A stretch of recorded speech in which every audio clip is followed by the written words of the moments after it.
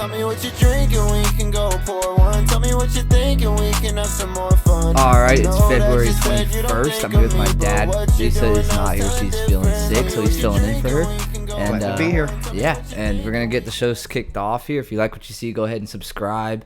Shout out to our people over at Fly Frame. You can see their Etsy shop up here in the corner. Check them out. They sent us a cool fly frame. So let's just get into it. A lot has happened, I guess, ramping up to spring training. Spring training's starting to come sooner than you know. I know. It's around the corner. Pitchers and catchers. Yeah. Showing up. They're already there. And I think full squads are starting to show up now, too. I think the first games might be at least this weekend. I'm pretty sure. Or if not, they might be starting soon. Probably next week. I think this weekend. I'm not sure. But with spring training, you're starting to get new storylines with different players. Do you know who Anthony Rendon is? You know, I heard a little bit about him today. Even you, really? Where'd you see? Yeah. On the sports radio station I listen to here in Tampa. Okay, perfect. So you heard what he said? Yeah, it was like I didn't hear the interview, but people were kind of griping that he wasn't really. Yeah, that he hates baseball and he doesn't want to be there. Yeah, well, it wasn't something about his priorities. Yeah, so I guess when spring training, you got all these journalists and the reporters that go and ask these guys questions. And they go to Rendon, who, just a little background on Rendon. Stud. He's a good baseball player. Right. Played with the Nationals. Won a World Series. Okay. That was his free agent year. He was a really good player for a World Series team. The Angels paid a lot of money for him to come and play in Los Angeles. He ends up getting hurt a lot. Ends up not really playing that well and not often.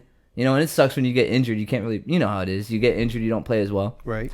And, have that, do what it does. I don't know how it affects you, right? But if you don't play a lot and you get injured and you're getting paid a lot of pressure over the contract, sure. And now that you got media starting to get after you, and I don't know, maybe you could say he hasn't handled it as well. But the reason why he's in the news is exactly what you said. He said baseball wasn't his top priority, and we actually got the quote here. Everyone's pretty much saying he hates baseball because what the reporter asked was, last year you said you'd consider retiring. What's your mindset now? And he's his enthusiasm has been the same since he's got drafted. He was looking at some old emails, and his thought process hasn't changed since then.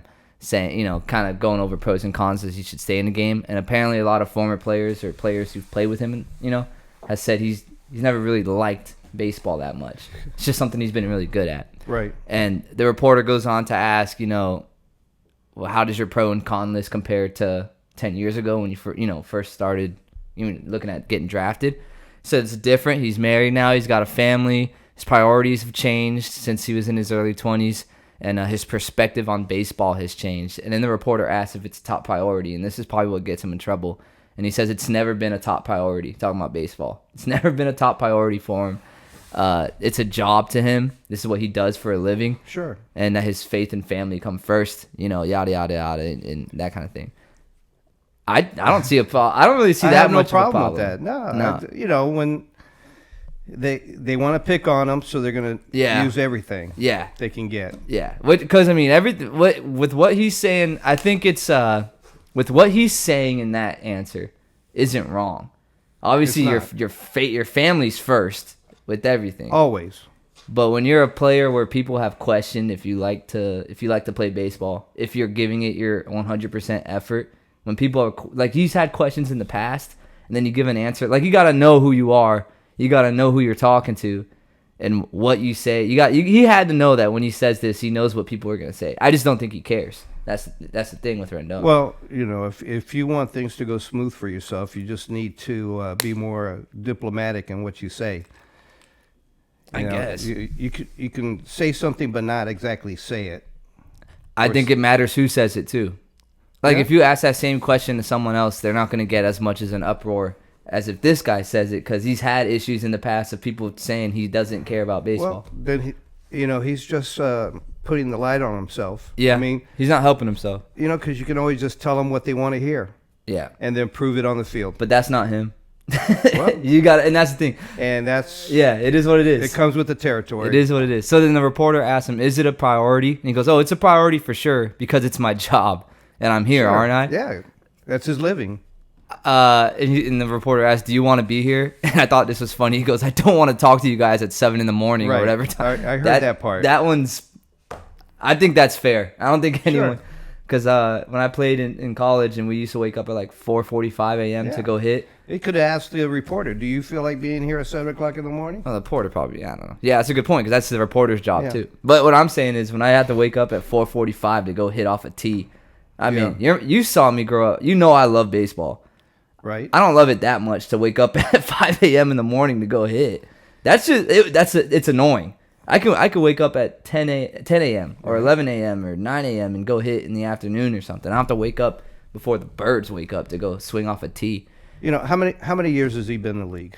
I don't know, about 10, I guess. 2014 he was drafted. So maybe less than that. Is that long? Your perspective changes. It depends on how hard the game's been for you. If you've had a lot of injuries or things aren't going quite right, or people are always on you, you just get just a bad attitude about things, and you just don't want to deal with them, but you have to. That's not a winner, though.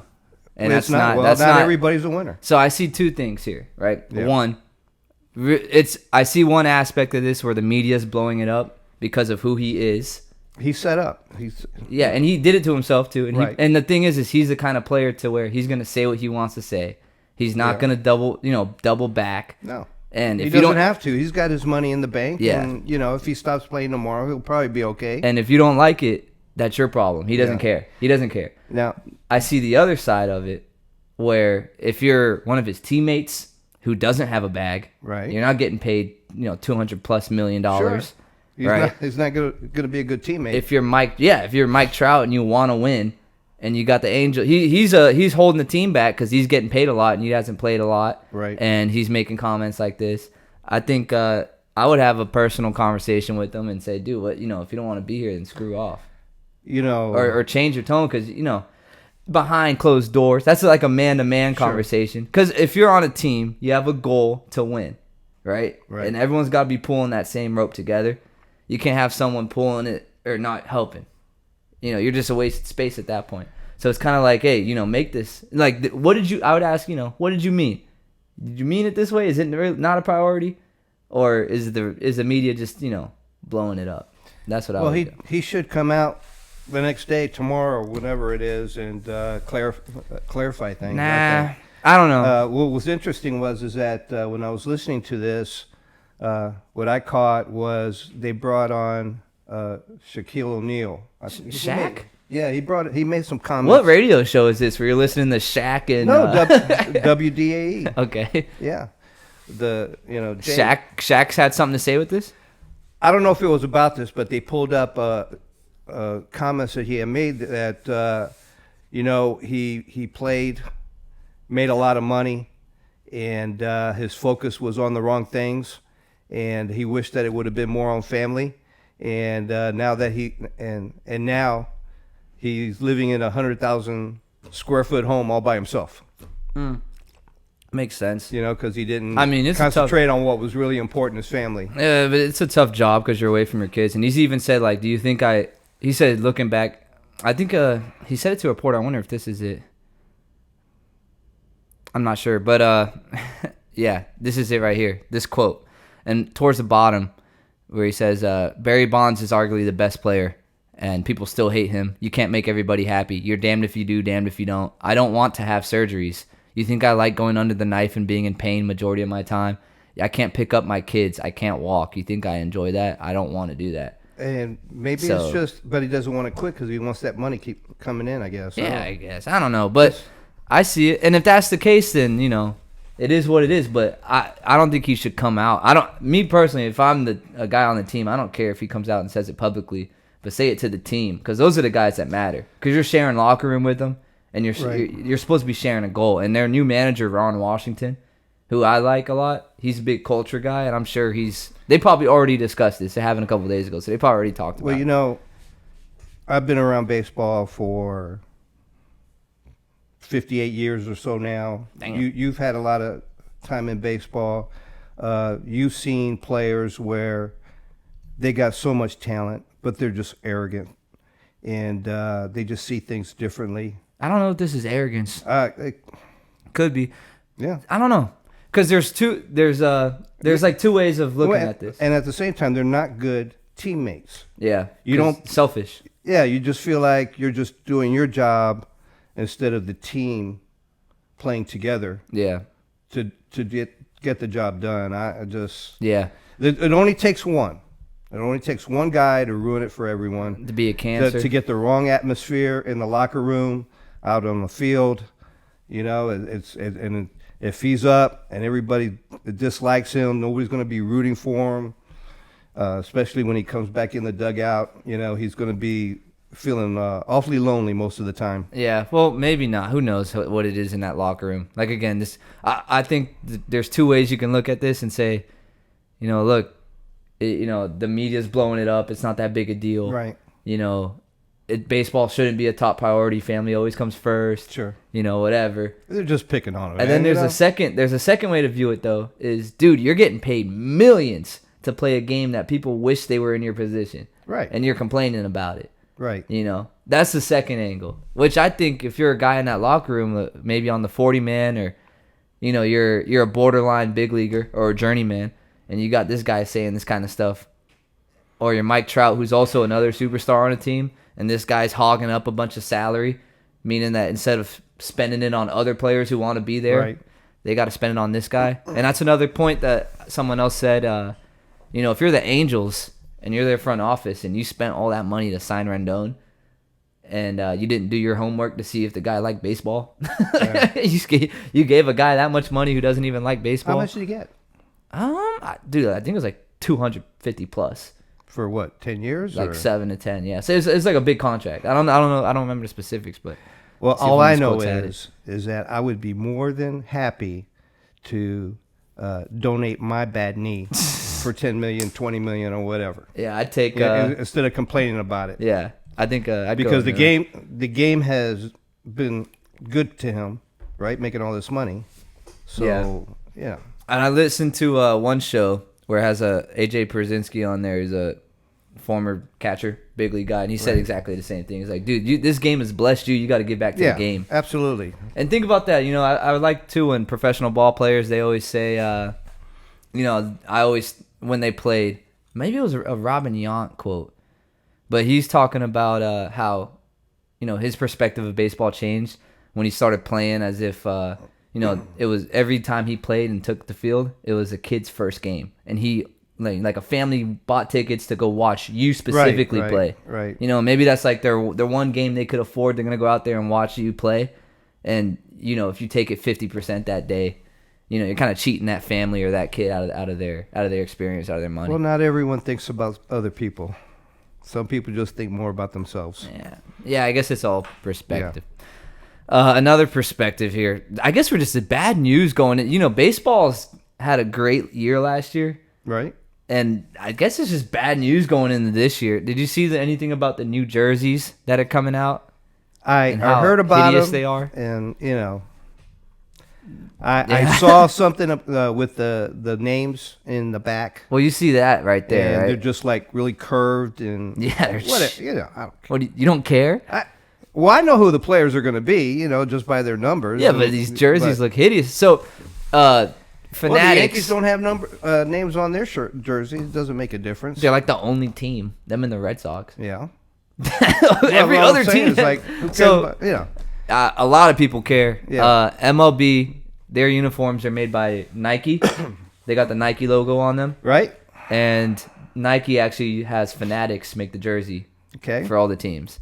And this year they're coming out with a new jersey, and the reviews so far from players and fans are that they're Mm-hmm. terrible. The names are curved on all the jerseys. Right. On all the jerseys. Right, So if even you- if you have a 3-letter last name, they're going to curve it, which Right. makes no sense. And Heaven they're forbid your last name has 10 letters in it. It's Yeah. going to be going under your armpits. and the font is smaller, so the last names are like the lettering's thinner on them. And also the MLB logo is lower, instead of having, like you can see on the bottom right, instead of having it like I see it. on the collar, it's below it, so it pushes everything down. It just looks dumb. On top of that, the material apparently just feels cheaper. So who knows? And this is a couple pictures here. This is Verlander. You see? Wow. What do you? Yeah. Yeah. No one cares. You know, this is a major league jersey. It looks like his last name is grabbing onto the his letters. number and holding them up. Yeah, it looks terrible. Yeah, I don't like that. No, it looks like a botched travel team jersey. Yeah, maybe they ought to just get the last name and go right across the number. It looks bad though. And this is does. every single jersey. Yeah, it just looks terrible. This is another one, Estevez with the Angels. It looks so bad. And well, the beautiful thing about uniforms is they change every year. Well, I don't think I could take a whole year watching this stuff. Yeah, no, it'll be different. They next need to year. fix it this year. Well, they probably will. Who knows? I don't know. I saw one picture of the A's on Twitter. Yeah, their jerseys looks normal, so maybe they are starting to fix them. It's also bad for Fanatics if people start saying Fanatics sucks at making jerseys. right. Here's another picture. This is what it was last year on the left with Kopech. Like that. And this is what it is this year on the right. And it just looks cheap. It looks dumb. It looks like a kindergartner made it with origami. Actually, it reminds me of jerseys that are worn by travel ball kids. Yeah, that's why it looks like a botched travel ball. Like a generic just, heat press. And a lot of it is heat pressed. And didn't the number the name used to be above the MLB logo? No. Or where it just seems like it's lower. It is lower because the MLB. So you see on the left how the logo's actually higher. Right. The name was higher too. Closer to the collar. They lowered the MLB logo, which is why they lowered the name too, and they curved it. It just looks hideous.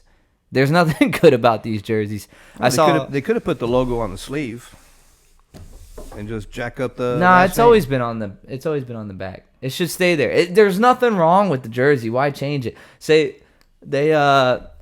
Fanatics said they tested it out at the All-Star game last year, right? And the players liked it. It's thinner, breathable jersey for the players. Which to me that just sounds it's thinner, breathable. It's less material and cheaper. That's what it sounds like to me. But apparently the players liked it. I remember my first uniform was made out of wool. Yeah. And these guys are like, oh, now they're playing. Feels so nice. Yeah. Well, and then the players this year said that even the All-Star jerseys were different than the ones they got this year. Uh-huh. And then Rob Manfred, I think I heard him say something about how, hey, these jerseys were tested, By they who? change. By Fanatics, I guess. Oh, okay. They've been tested for performance. Yeah. I was like, yeah, I don't care. Like, at the end of the day, like you said, you played in wool. The performance isn't really that big of a damn deal. Make them look good. They put them on, like, crash dummies. Make them look good, dude. That's all I got to say. Those jerseys are terrible. I hope they fix them, though. If not, I'm not buying a damn jersey anytime soon. I wasn't going to anyway. I get all mine from DHgate anyway. To me, simpler's better. I guess, yeah. They try too hard, and I don't know why. It wouldn't be as bad if they didn't curve the letters. That's all. Well, another angle on this is maybe it's financial, because now everybody's got to go out there and buy those brand new jerseys. No. But like that's not usually they have fan jerseys and player jerseys. Even the player jerseys are ass. Yeah. So that's what they're talking about there. You umpire and I umpire with you. Yeah. This is dumb. That's all I'm gonna say. I umpire and I hate umpires, and I also hate myself for umpiring. He does hate umpires. I've never met a good one, and that's including myself. They all stink. I guess it includes me too. It doesn't. You're the worst I've seen. Check this video out. I just want to get your reaction because I think it's stupid. All right.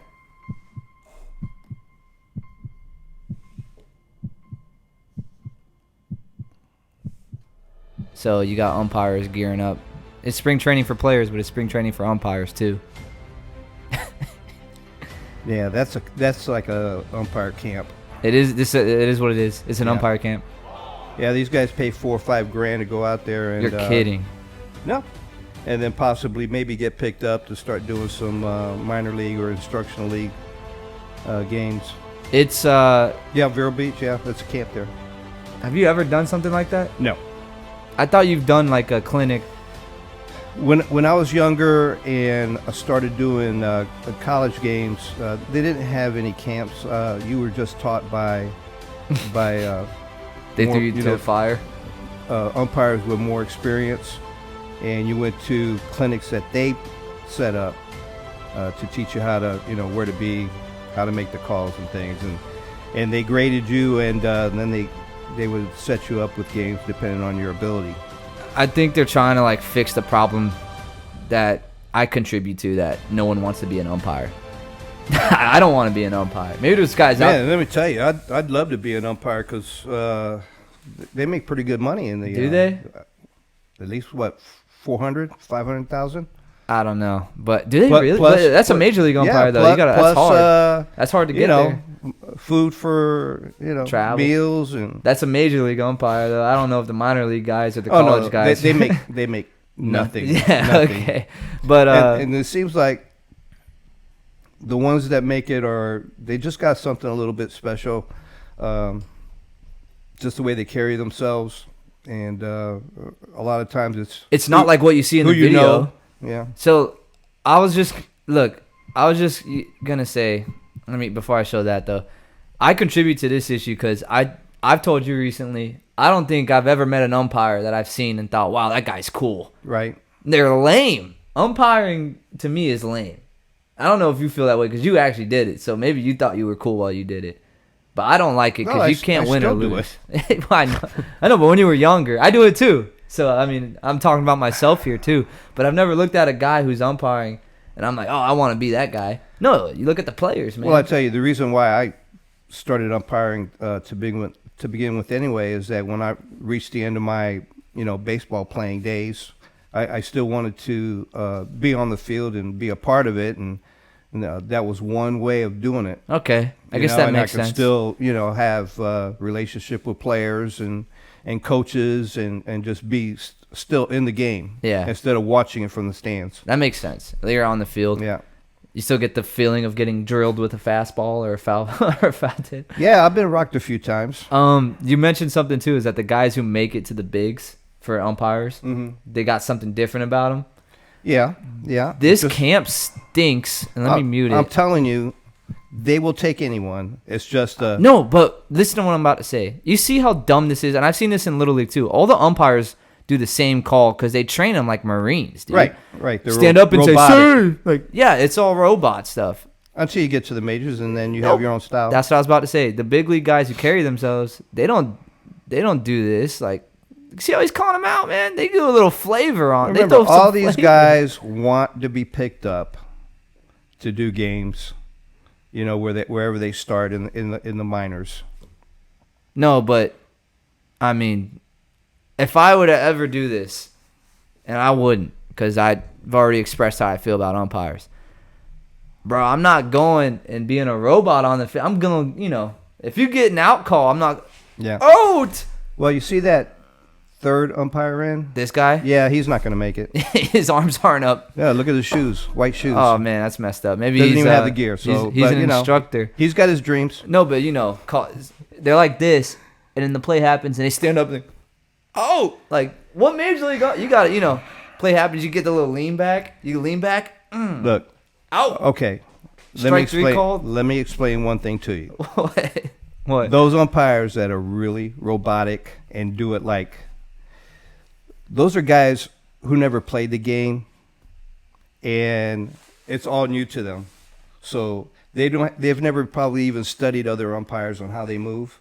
Okay, I guess because you pick up little things when you watch other umpires. I especially will say ones that you like. You see something they do, you like it, and then you put that into your style of umpiring. As much as I hate umpires, you did shine a light on something that I thought was cool, is that the umpires are part of the show. Right. And you were umpiring some like 9 and 10-year-old game, and you told me something because you said, "Did you see how I did that?" I was like, "Yeah," and it made a lot of sense when there was like these 9 and 10-year-olds who are whatever, and a ball hit to the gap, and they do a perfect double cut at 9 and 10 years old and hose the guy at home. Right. And all the parents are going crazy, and they're looking for you to make the call, and you're kind of sitting there, letting the suspense build.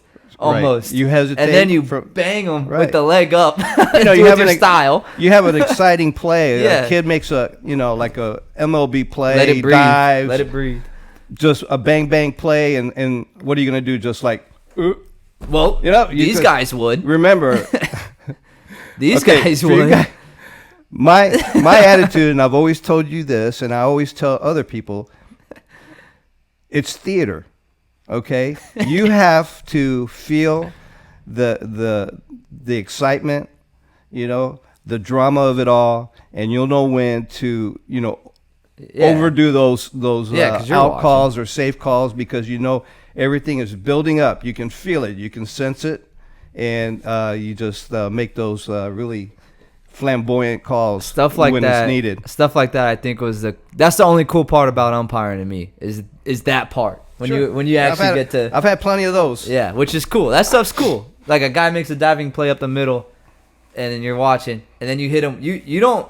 This guy right here, you would not do this if there was a bang bang play, diving play, big game. You don't stand up after and go, out. No, you let the suspense build. Everyone's looking at you, and then you rear back and hit the meanest punch out.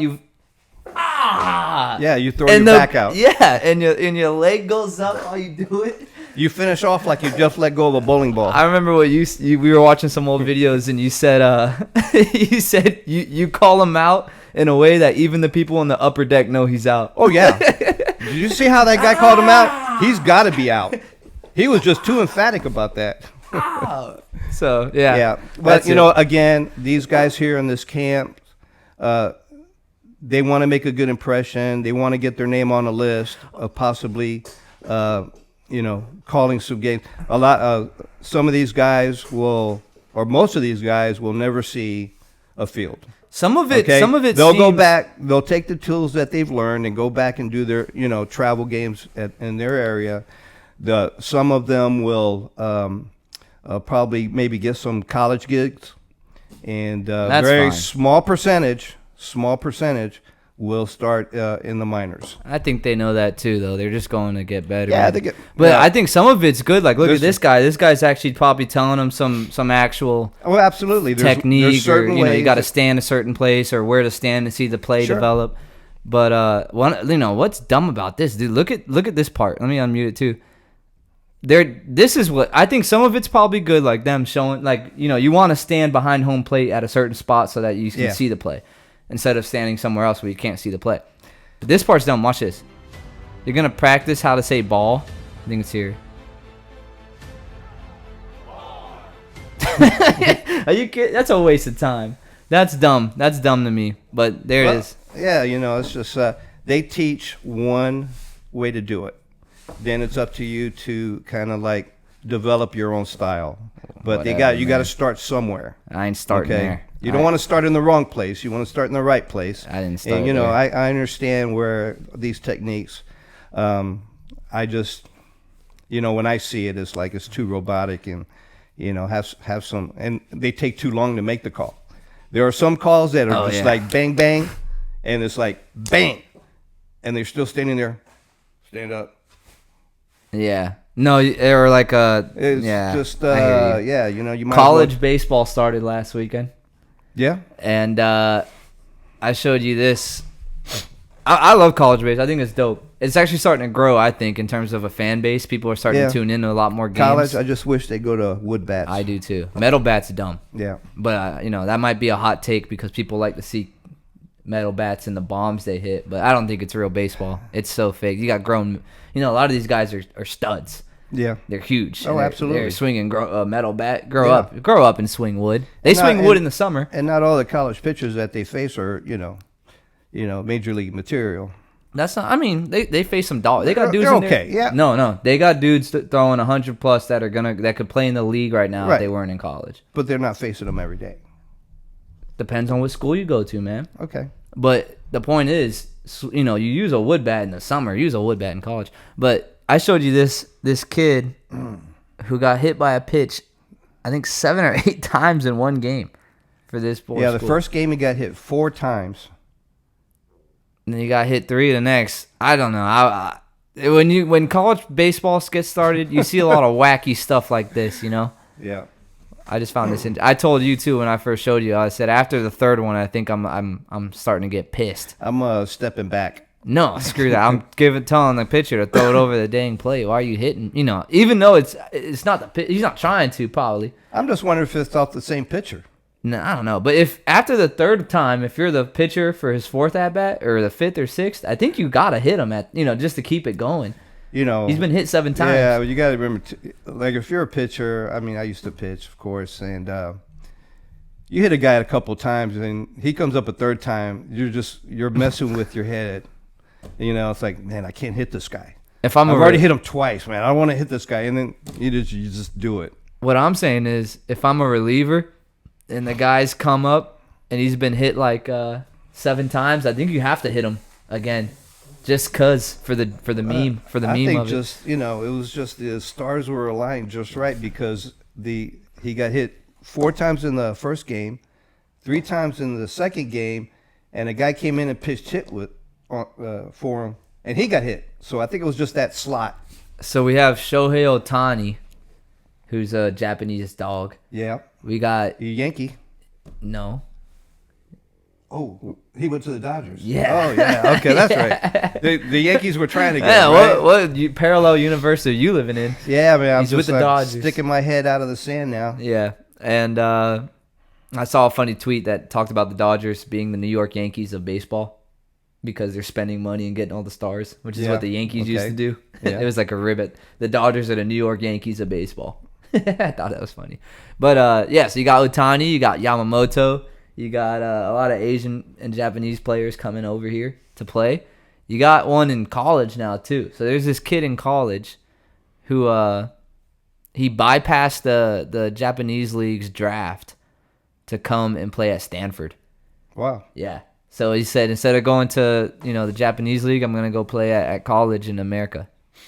I think it's probably got something to do with, I guess, contracts. I think if you go to Japan, you got to play there for a certain number of years before you can post your contract. It could be. And he's going to bypass that and just come to the U.S. I think that's pretty sweet, by the way. I wonder, he only has to play, 2 years maybe? Or I think you got to play 3. 3? Your junior, after your junior year, you're eligible for the draft. So maybe he's trying to get into the pro ball sooner. Who knows? But I thought that was neat.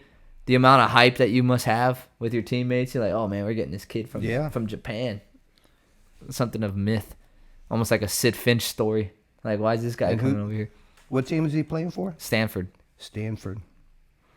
I think. I don't know. It'll show us again. Yeah, that's Stanford, right? The trees. Welcome to the farm. Yep, there it is, right on the jersey, Stanford. Yeah, so that was cool. College baseball's back. I'm going to be tuned in.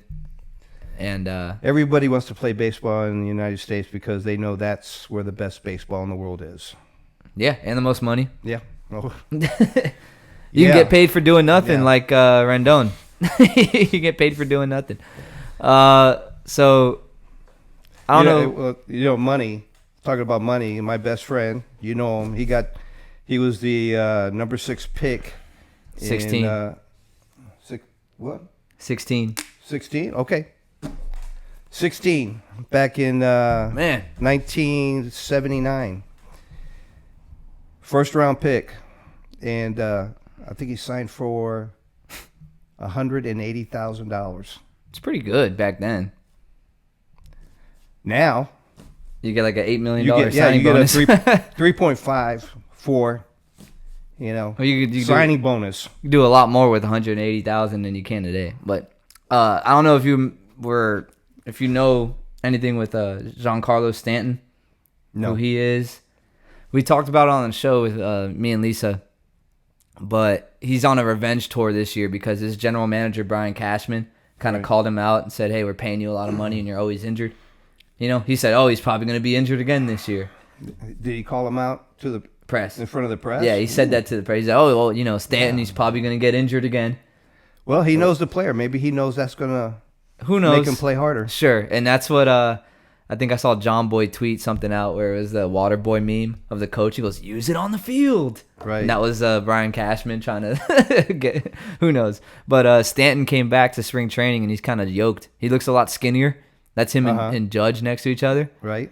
Yeah, he's a lot skinnier, man. Maybe he's coming back for a revenge tour. A little more fit. Prove Brian Cashman wrong. You think he's going to hit more home runs than he's ever has?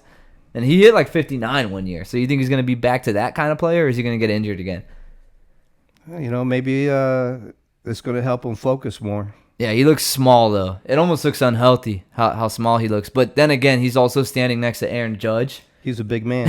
who's a gladiator. Yeah. If he's Greek standing god. next to you or I, he's going to look huge. Yeah, I think I'd probably come up to the Yankee logo on his chest. To be honest, the guy's they're both massive. Judge is a human- freak, man. He's just So so is big. Stanton. Stanton's Yeah. a freak. Stanton was like Judge before Judge was in the league, and now they got two Greek gods on the same team. It's just one of them's always. They're both kind of always injured, honestly. But yeah, talk about Bronx Bombers. So Stanton might be back for a revenge tour. How many home runs do you think he's hitting? Because he's hit 59 before when he was with the Marlins. Right. He's stayed in the 40s, and then when he went to the Yankees, he started getting hurt all the time and missing. So he's been like anywhere from the 20s and 30s because he's missed a lot of time. So you see him hitting, I'll say over. If he stays fit, he's able to play, 130, 130 games maybe. You think because he's skinnier, he might not hit as much bombs? Of course, if your body is in better condition, you could have a less chance of injury. So maybe this is going to help, stay in the game longer. Yeah, who knows? Yeah. That's that. Cool to see Stanton. I guess he put in a lot of work to get ready for the season. So Brian It Cashman does take a lot of work. Yeah, Brian Cashman's words must have pissed him off about something. Motivation. There's 4 free agents that are still out there right now too. Really? So you got Blake. Well, I mean, there's more than 4 free agents. Right. The notable ones, though. There's a lot. There's Blake Snell, Okay. who was a Cy Young last year. Right. Pitchers and catchers already reported, and he doesn't have a team. He's still a free agent. And there's also Jordan Montgomery, who's a starting pitcher and a big reason why the Rangers won the World Series. Right. No team.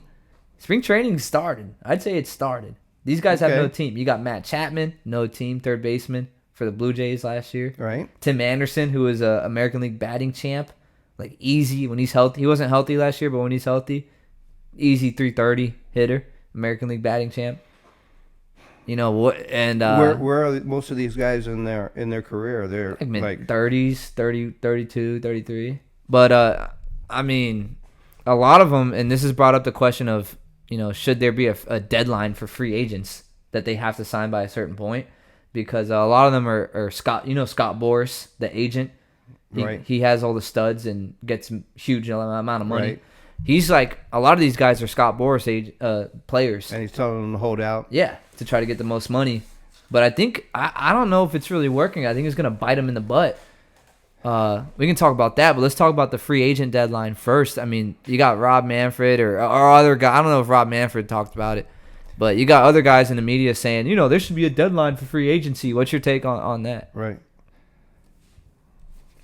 And what happens if there's a deadline? They can't play that year? That's what I thought. I said, how are you going to do that? Well, no, I makes don't no agree sense. with it because then that's forcing the player to take Any deal. any deal that, Yeah. and then the players will use that. The owners will use that against them. I think that's who probably put it out there was the owners. That's my opinion. Oh, too. of I'm on the course. same page because if you're a player, you got your, Free market, man. Yeah. You don't want him, you don't want him. He'll find some place to play. if you're a player, you work hard to get to the years where you could be a free agent because you got the arbitration years and you got to have service time in order to be a free agent. Right. And you finally get there. That might be your only time to make money. That might be your one chance to make a lot of money. Right. And Yeah, who's going to tell me I can't wait as long as I want to make my decision? Look what the owners do now when they have some guy that's a hot shot and he's been in the minor leagues and they do something to push him down or To keep put him him on for waiver longer. or Yeah. injured list or whatever just to prevent him from getting that year where he can start really making money. The service time. Yeah, Sure. it's all about service no, time. it's- But they fixed that a little bit because I think in the last CBA agreement between the players and the owners, I Right. think they did something where if you have a guy start on opening day, a minor league guy start on opening day, something happens to where if he does leave in free agency, you get like a conditional round, like first round pick or something like that. Something like that where they kind of incentivize people to have the guy on their roster. But yeah, I don't know. Scott Boras, free agent deadline. I say no. That's dumb. No. You're on the same No. page. Yeah, it doesn't make sense. And if the deadline's tomorrow and then they don't sign, what happens? They can't. somebody will pick him up. I know, but they can't play.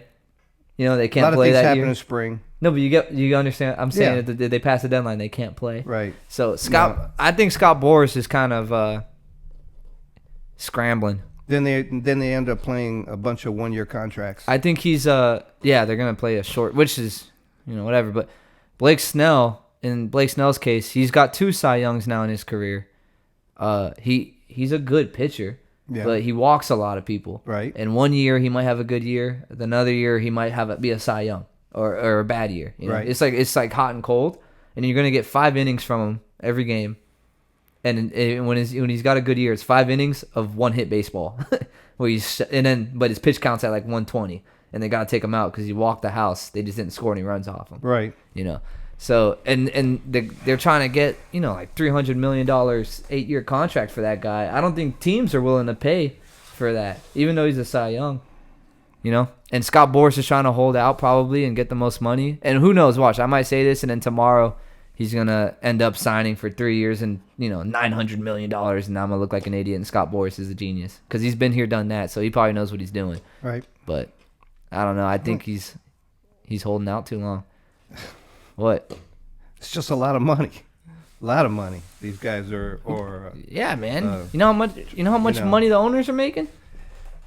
Yeah. I get it. They're spending it. Look, owners are making money.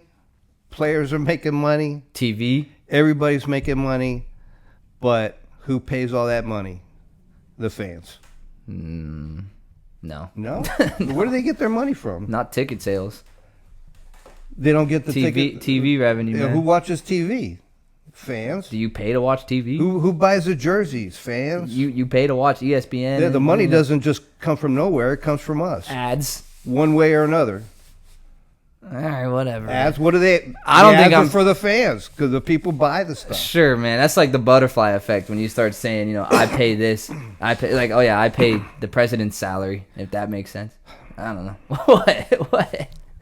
The owners are paying the money. The owners are paying the money. Well, I'm a fan sympathizer, because I know personally that I'd love to go to every game, but just to take a family of 4, say your wife and a couple of kids to a game, it's just it's hard for someone to come up with that much money to take be in honest, 10, 20 games in a year. I think of it more from a player. I don't even play, and I think of it more from a player perspective, where I don't care how much you gotta pay to go to a game. Right. If there's enough money, if I am one of the best in the world at playing baseball, and the owners make X amount of money, I want I want my fair share of that money, because that's what they're not coming to see the owners own. They're coming to see me play. Right. So give me my money. They're coming to see me play. I put them in the seats. I make them watch TV. Well, bitch, I guess that player's going to have his priorities. Yeah. In the right spot. Yeah. Maybe not, because Rendon doesn't, and he hates baseball, and he still gets paid. Yeah. So, all right. Well, that was pretty much. Actually, that was not pretty much. That is everything that we had to go over. Thanks for filling in for Lisa. Yeah, my pleasure. I hope she feels better soon. Yeah, because, you don't want to be back? No, I love to be. No, this is fine. This is fine. Yeah, Lisa, please get better. Pop doesn't want to do this anymore. But you guys need to, what is it, subscribe? Yeah. Okay. Yeah. Comment. Hit that button. Yeah. Hit that button. All right. Appreciate everybody. All right. Thanks a lot. See you again soon. Tell me what you're drinking, we can go pour one. Tell me what you're thinking, we can have some more fun. I know that you said you don't think of me, but what you're doing now is telling different. Tell me what